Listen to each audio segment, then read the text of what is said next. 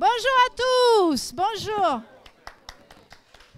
Merci tous d'être là.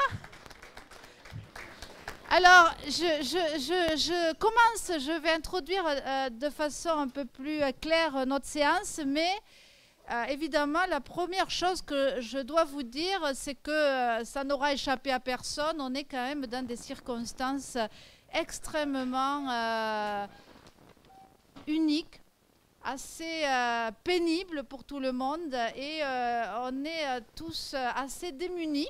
Donc, comme on ne sait pas trop quoi faire, les choses que nous avons faites, c'est que pour permettre à cette université à laquelle nous sommes, et je suis évidemment, et nous sommes tous dans l'équipe, et avec tous les gens qui suivent 5T, et puis l'école, et l'université, les écoles maintenant, très attachées, on a pris des précautions. Donc je veux vous dire que les précautions qui ont été prises grâce aux étudiants, je dirai un mot tout à l'heure pour les étudiants, dès que je reprends la parole, eh bien, toutes les tables ont été désinfectées parce que cette bestiole de Gremlins là, est sensible aux produits viricides. Donc tout a été nettoyé devant vous, donc dans les bonnes pratiques. On a évidemment tous nettoyé nos mains. On s'est assuré qu'il y avait des lingettes pour les toilettes, etc. Je suis désolée de vous raconter des détails sordides, mais on doit vraiment, vraiment tous prendre soin de nous et prendre soin de nos voisins. Donc si vous êtes trop proche, vous prenez des distances de sécurité. Vous avez des gourdes que vous pouvez remplir qui sont à usage individuel, pas unique mais individuel, qui sont enfermées dans des plastiques. Ça a l'air beaucoup, mais vous savez, comme on ne sait pas grand-chose à la fin, ou trop ou pas assez, je ne sais pas quoi vous dire, ça fait partie de l'état de conscience que l'on doit avoir. Et je vous parle une seconde de l'état de conscience que l'on doit avoir parce que vous vous rendrez compte que beaucoup de choses que nous faisons dans cette vie, on le fait en pilotage automatique.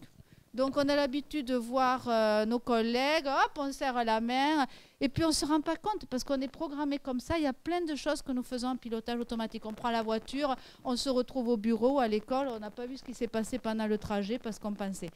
Ben, en fait, il faut voir dans cette situation un événement à être dans la pleine conscience. Qu'est-ce qu'on fait à chaque moment, comment on veille à nos distances, comment on fait en sorte de désinfecter le micro qu'on vient de faire, etc. Donc, il ne faut pas tomber dans la parano, mais pas du tout, parce qu'à la fin, on doit pouvoir se défendre, mais en même temps, on doit rester prudent pour nous et pour tout le monde. On est tous d'accord avec ça ? Et je vous remercie parce que tout le monde a compris ce message. Donc vous avez des madeleines enveloppées, etc. Voilà ce qu'on peut faire aujourd'hui. Et avant de prendre la parole tout à l'heure, je voulais vous remercier sincèrement d'être venus, tous ceux qui êtes là, parce que je sais que dans la situation actuelle, on a tous envie de s'enfermer à un moment où on a aussi besoin de beaucoup s'ouvrir les uns aux autres à tout ce qui se passe dans le monde. Donc merci du fond du cœur d'être là. Je vais reprendre la parole dans un instant, mais je vous laisse le privilège de nous accueillir. Alors votre micro a été désinfecté, vous pouvez le prendre. 1, 2, 1, 2. Okay. Bien, bonjour à tous. Bonjour Madame la Présidente, Monsieur les représentants des présidents et des élus. Merci Eric aussi pour l'organisation et Amen. Et donc, en tant que président du conseil d'administration de l'ICID, je suis heureux de vous accueillir. En plus, ça rentre dans le cadre de nos festivités qui commencent, qu'on appelait les 25-35, et qui commencent par le premier événement aujourd'hui. Ensuite, il y a un deuxième événement demain avec un colloque achat, mais bon, maintenant, on est toujours suspendu aux décisions aussi. Et donc, il y a tout un programme que vous avez dans le dépliant. Donc, il y a des festivités qui vont jusqu'au 18 juin. Donc, on espère quand même aller jusque-là. Donc, voilà. Donc, bienvenue à tous. Je vais profiter aussi de donner quelques nouvelles de l'école. Donc, l'école se porte bien. Les recrutements sont je me rappelle, quand j'ai pris la présidence il y a 2 ans, d'avoir donné comme objectif à M. Abiassi 200, plus de 200. Aujourd'hui, on est à plus de 400. Donc, on a largement atteint nos objectifs. Donc, une école qui vit. Bon, aujourd'hui, on rencontre aussi d'autres problèmes, c'est les problèmes de place. Mais bon, ça c'est en cours de résolution avec la mairie, avec l'université. Voilà, parce que là, 400 élèves, il faut les caser. Et alors, sur nos deux sites, Saint-Omer et Dunkerque. Voilà, ben, bonne réunion à tous. Et du coup, je repasse la parole là à Monsieur Noyer. Voilà.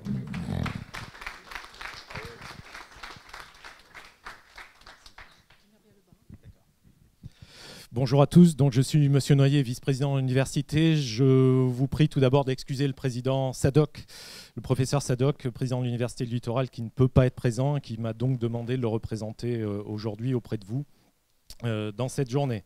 Alors c'est un plaisir effectivement de vous accueillir et comme vous l'avez dit Monsieur le Président, cet événement se place donc dans les 35 ans de l'ICITCO, composante importante à l'université, composante qui a connu aussi une forte croissance, comme vous l'avez précisé, en termes de nombre d'étudiants. Donc ça, c'est un point important. Deuxième point, le transport maritime, la logistique, la mer, la transition énergétique sont des thématiques vraiment primordiales à l'ULCO. Et toutes nos composantes d'enseignement, laboratoires, structures de recherche sont toutes mobilisées sur ces thématiques. Et c'est vraiment un plaisir aujourd'hui d'accueillir une action, une journée comme celle-ci. Et donc, voilà, on ne peut que s'en réjouir. Alors, il y a beaucoup de projets à l'ULCO dans ces domaines. Beaucoup de laboratoires travaillent sur ces domaines. Beaucoup de composantes ont des projets également. Je citerai juste les deux derniers, les deux plus récents qui s'inscrivent dans cette logique. Le projet TIGA, dans lequel nous sommes partenaires, avec notamment nos partenaires industriels, la communauté urbaine qui porte ce projet également. Et cette année également, à la rentrée 2020, l'ouverture dans le cadre de notre école d'ingénieurs d'une filière en énergie et développement durable également qui s'inscrit dans cette logique dans laquelle l'ULCO souhaite s'inscrire de renforcement de ces thématiques de recherche. Donc en conclusion, c'est une thématique importante. Je me réjouis effectivement que l'ICID ait pu co-organiser cet événement, que nous puissions l'accueillir également, de vous accueillir. Et une nouvelle fois, au nom du président Sadoc, je vous souhaite une excellente journée de travail et je vous remercie. Merci beaucoup.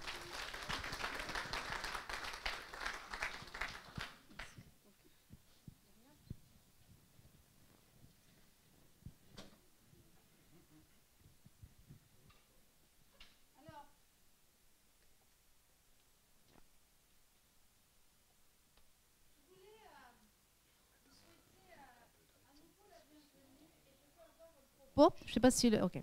Je veux avoir un propos tout particulier en ouverture pour les étudiants. On a beaucoup vu la nouvelle égérie des étudiants, Greta Thunberg, c'est important, elle a un rôle à jouer. Mais quand on réfléchit, si ce rôle est important, il faut qu'on se dise, le jour d'après, quand on a manifesté, il se passe quoi? Et le jour d'après, ben, il y a vous. Et pas qu'aujourd'hui, dans les jours à venir. Et je crois qu'on vit une époque compliquée, que face à la complexité, face à l'adversité, eh bien, il faut trouver des ressources et une énergie bien cachée en nous, qui appelle le courage, qui appelle la créativité, qui appelle les émotions bienveillantes, qui appelle l'amour pour son prochain, qui appelle beaucoup de choses qu'on n'a pas l'habitude de dire, de parler. Parce que finalement, le futur de cette planète si précieuse dans la galaxie ou dans les galaxies, ou dans les univers, dans les multivers, eh bien, et le destin de la vie humaine, c'est tellement précieux qu'on est tous mobilisés. Alors on a fait nos erreurs, vous voyez, quand avec un certain nombre de collègues, Franck, Denis, on est tout un groupe de gens mobilisés autour de 5T. Je profite pour remercier toutes les équipes que vous verrez tout au long de la journée.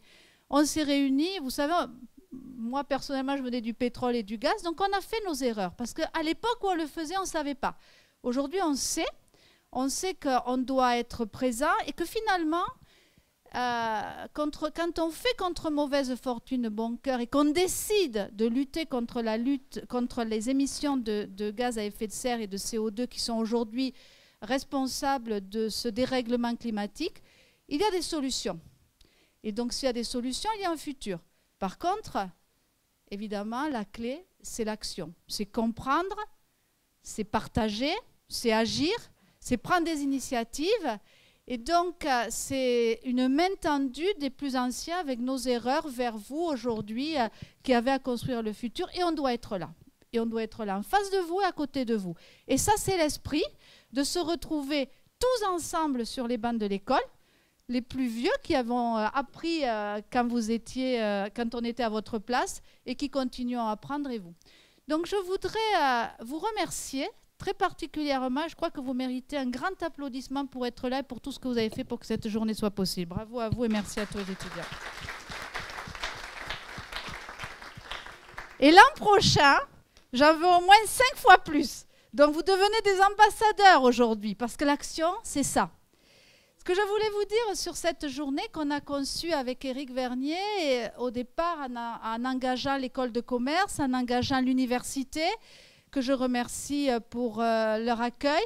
Et à un moment donné, et je crois que c'est une nouveauté pour cette année, l'école d'ingénieurs, c'est que ce n'est pas chacun de son côté qu'on va lutter, qu'on va trouver des solutions.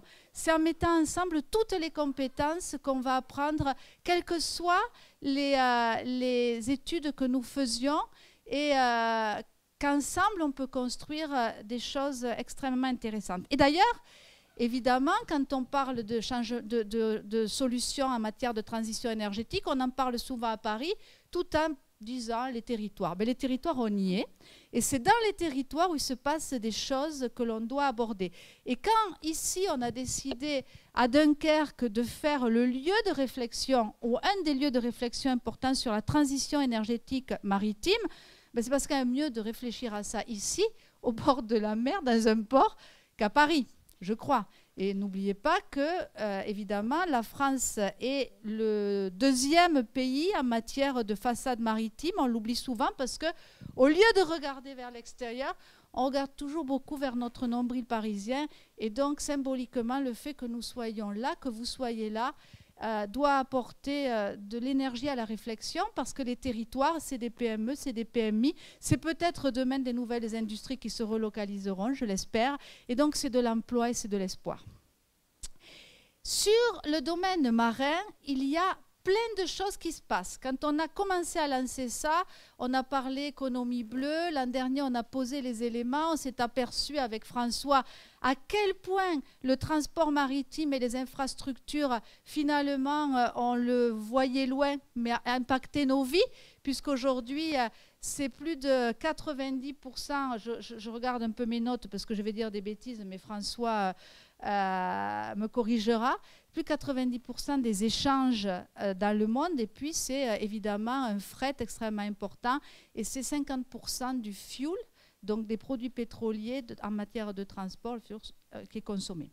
Donc on va voir aujourd'hui que c'est un enjeu extrêmement important, pas juste sur les infrastructures, le transport maritime, mais aussi bien sûr sur tout ce qui concerne les territoires côtiers, puisqu'on sait que s'il y a élévation, et c'est quand même, ça fait partie des scénarios, le GIEC a largement écrit là-dessus, du niveau de l'eau, ben, les domaines côtiers doivent réagir d'une autre façon que lorsqu'on est loin des côtes. Ça paraît évident, mais c'est des faits.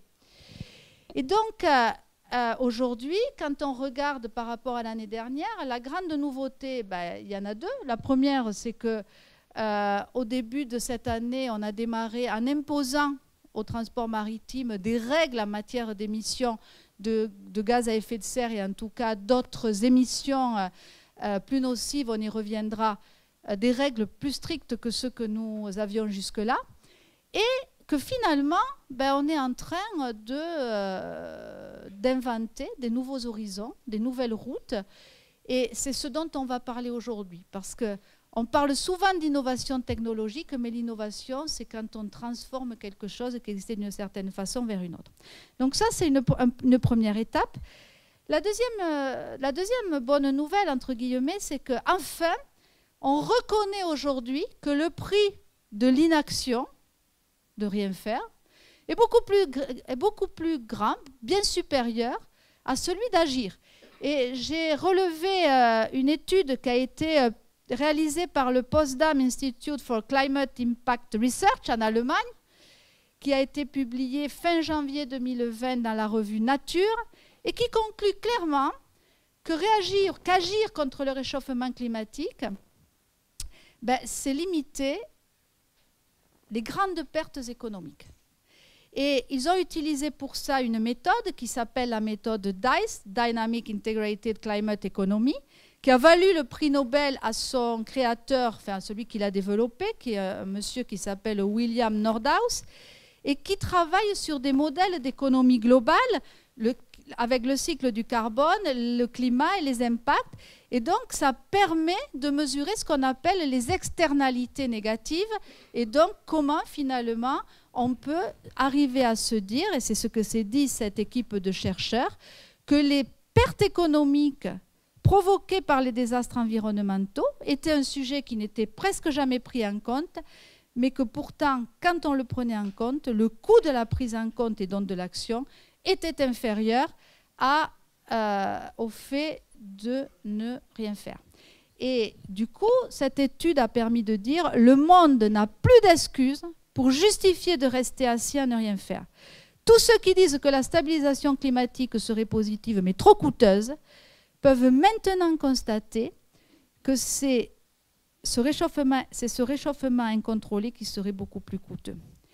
Et ça, finalement, vous savez, quand un problème est bien posé, que le diagnostic est partagé, et je crois que ça commence à être le cas, ben là, il y a un champ de possibles qui s'ouvre, et un champ de possibles avec des paris à relever, et nous serons là pour les relever. Ce que je voulais dire aussi, c'est qu'il y a de plus en plus de vos collègues étudiants qui travaillent sur des sujets très particuliers, assez pointus en matière d'économie bleue ou de développement durable et mer, les énergies marines notamment. Et vous avez un site que je veux citer. Donc on a Brigitte Bornmann qui est avec nous. Brigitte, on vous salue. Qui publie un site qui s'appelle énergiedelamer.eu, qui est gratuit. Et vous allez trouver, notamment sur cette dernière publication, une trentaine de personnes, donc de thésards, qui ont décidé de contribuer par leurs recherches à ce qui se fait de mieux, de plus pointu sur ces sujets. Et évidemment, le thème de la recherche, je vais paraphraser un de nos thèmes politiques que vous, sans doute, vous avez même oublié, donc peu importe qui. Mais le thème de la recherche, c'est de trouver, et de trouver pour réaliser des initiatives, des entreprises, pour se joindre à des grands groupes, où que l'on soit dans le monde, et finalement contribuer à ce merveilleux pari. Ça, c'est la façon positive de voir le sujet que suppose la transition énergétique et ses opportunités. Et donc aujourd'hui, on va avoir une série d'intervenants. Ils ne seront pas tous là, mais ce n'est pas grave, parce que le parfait est l'ennemi du bien.